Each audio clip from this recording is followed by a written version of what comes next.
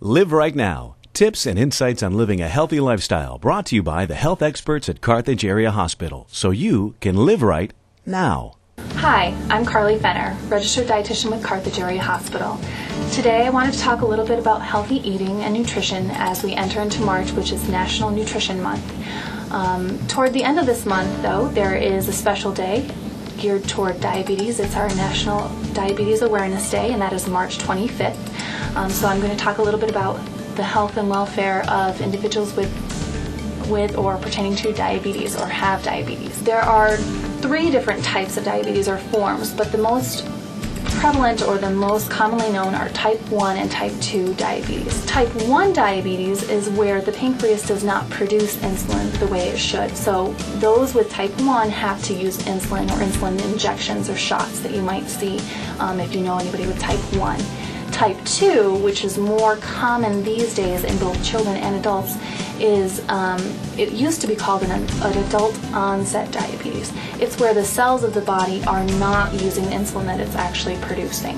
So what that means is, even though your body is running and doing everything it's supposed to, your cells can't use the sugar from the foods that you eat, like we have in front of us, and so that sugar floats around in the system.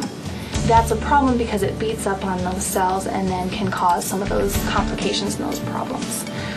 So what are some ways that you can actually control your blood sugar and help with diabetes self-management? Basic, very, very basic things. Checking your blood sugar regularly. Making sure that you go to the doctors and you have your annual visits and your scheduled appointments. Making sure that you are really paying attention to what is happening inside your body. The next thing, physical activity. Physical activity is key in controlling your blood sugar. It's very, very important. It's important for overall health. Obviously, it's linked with losing weight and making sure that your bodies are running the way that they're supposed to, but it also can help with your mood, decrease stress, and of course, blood sugar control. Then finally, healthy eating. That's what we're all about here today. Talking about what kinds of foods are important to incorporate into your diet or your meal plan. So let's talk about the foods you should be eating more of. Eating more foods that have high fiber.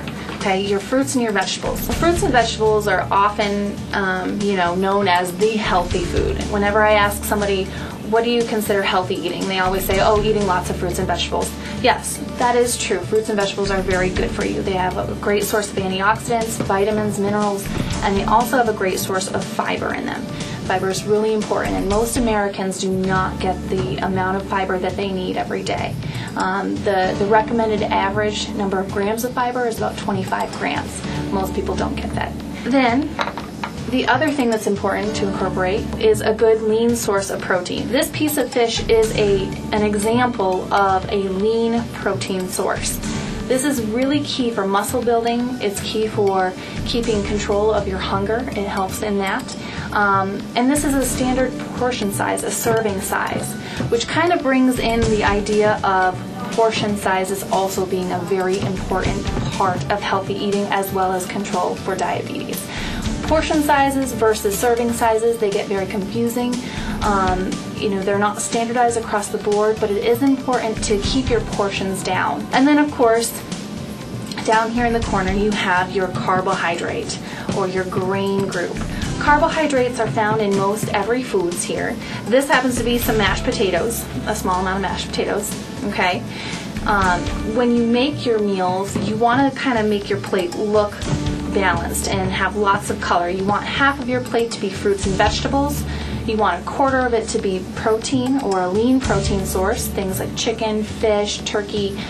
You want to stay away from some of your red meats most often because they are higher in fat, and we know that with diabetes and just general health, we do tend to overconsume our fat. So we want to make sure that you limit how much red meat you're actually taking in. Red meat's not always bad. You can have it, but I would limit it to once or twice a week and incorporate more low-fat and lean meats. And then again, a quarter of your plate being a carbohydrate or a carbohydrate source. Okay, things like bread, pasta, rice. Those are going to be your main carbohydrate sources over there in that corner. Then on the side of your plate, milk, dairy. You know, you can incorporate fruit juice and dairy, but again, keep in mind with your fruit juice that it is better to go with the fresh fruit versus the fruit juice because this will have more fiber in it. It will take longer to digest in your system, whereas fruit juice kind of has a similar effect of soda in that it is very high in sugar. So you want to make sure that you're not drinking too much of the juices and going more for the fresh fruit. Live Right Now. Tips and insights on living a healthy lifestyle brought to you by the health experts at Carthage Area Hospital so you can live right now.